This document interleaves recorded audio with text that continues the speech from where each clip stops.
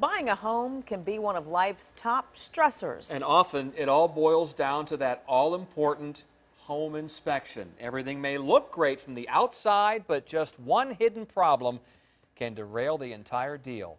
Now imagine one woman surprised to learn about significant damage only after she signed on the dotted line and moved her family in. Andy Fox looks into who should be held accountable in this 10 on Your Side investigation. Tom, this is the House of Broken Dreams. I've learned a lot while investigating this report, like it's a state law that you have 2 years after the final home inspection to report other problems with your home to permits and inspections in your locality. Virginia Beach resident Heather Wooden has compiled that list and is adding to it. For homeowner Heather Wooden, it's the tale of two homes. The best of times. I knew this was our house when I walked into it. The worst of times. It was nauseating. When she pulled back the carpet in her son's bedroom. And look what's hidden under here. Surprise! More termite damage, more rotten subfloor. It's pretty obvious that that's rotten, don't you think? Someone knew about that. Someone put carpet right over that. Class A licensed contractor Bob McCullough can't believe a home would be delivered like this. What do you think about that? I mean, is that standard? No. Nope. Somebody should be held accountable. According to the Uniform Statewide Building Code, if you see this, it must be replaced. This is tongue and groove pine flooring with a subfloor underneath of it, and that's just a regular butter knife. I mean, why would you need to put in 27 nails to get this wood down? Because it wasn't holding into anything. Because it was? There was nothing to hold into. It was all rotten. Not only rotting floors, but according to McCullough, shoddy structural repairs. It's not sitting on a load right here. You got a void up underneath it here. It's like the cistern does nothing. Nope. It was a waste of time putting it under there. The daughter's bedroom now filled with insulation, pulled out from the crawl space to get a good estimate on what it would cost to do the repairs down under. All right, so Bob, what are we looking at then? We also got down in the crawl space to see firsthand the structural problems with the house. The joist that they have stuck in here looks like a double one. But then you got a joist on the other side that's gone. And that should have been picked up in the inspection report. And this should have been replaced, pulled out and redone. And it wasn't. They're angry. Absolutely. I understand They're angry with you because of the work that you've done on the house or have not done. Okay, well. Wooden bought the house from investor and house flipper Andrew Marscheider. We've learned he currently owns at least 23 properties with at least 16 on the market. Virginia Beach Permits and Inspection ordered Marscheider to stop working on the Wooden house after he failed to get a required foundation structural repairs permit.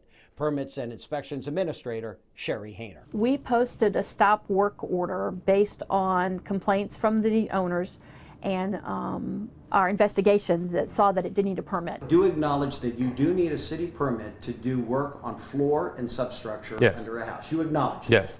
And you did not get that for this project. Why not? That I can't comment. Marscheider won't comment because he and Wooden have retained attorneys for possible mediation of their dispute. Marscheider tells us he did everything the city told him to do. I would say that whatever was underneath the floor that's in question was looked at when we had the final inspection. So if the city gave a final on it, they obviously missed something. Hayner says that is absolutely not true. We weren't looking for it. I mean, because to be he honest, had not pulled a permit right. for it. The home inspector didn't see any issues. The city didn't see any issues when they gave us their final, so it obviously was not an obvious situation. Whether it's obvious or not doesn't matter. If it's a code violation or it's a unsafe construction, I mean, we're looking at two issues here. It should have been addressed. Hayner says that's part of state code, and the Wooden's house inspector, Brad Brink, knows he dropped the ball. You know, I probably dropped the ball by not, being tough enough on that house. Unfortunately, there's, if there's hidden damage, I'm not seeing it. Hayner looked at these pictures and Brink's home inspection, the areas that we got on video. But look at this. This is what concerns. No deficiencies were observed at the visible portions of the structural components of the home. Isn't that this what you've just I would be concerned about that. Bob McCullough concerned about it too. I mean, what should the inspection report have said?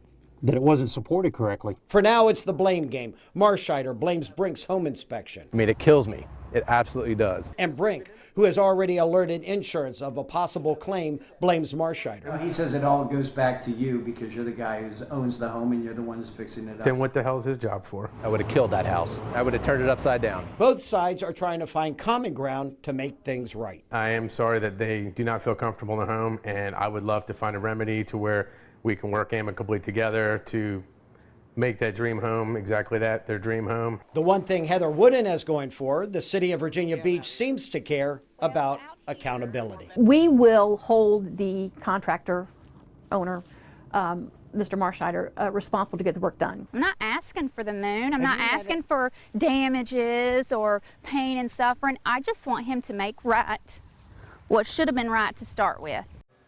Permits and Inspections Sherry Hayner strongly recommends your home inspectors to be DPOR licensed.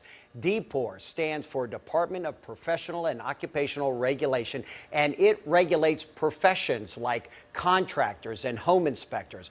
DPOR enforces standards of professional conduct, investigates complaints, disciplines, and can compensate you if one of their members does inferior work. If you want to learn more about DPOR, go to wavy.com, click the story, and we will send you to their website. Very important, DPOR.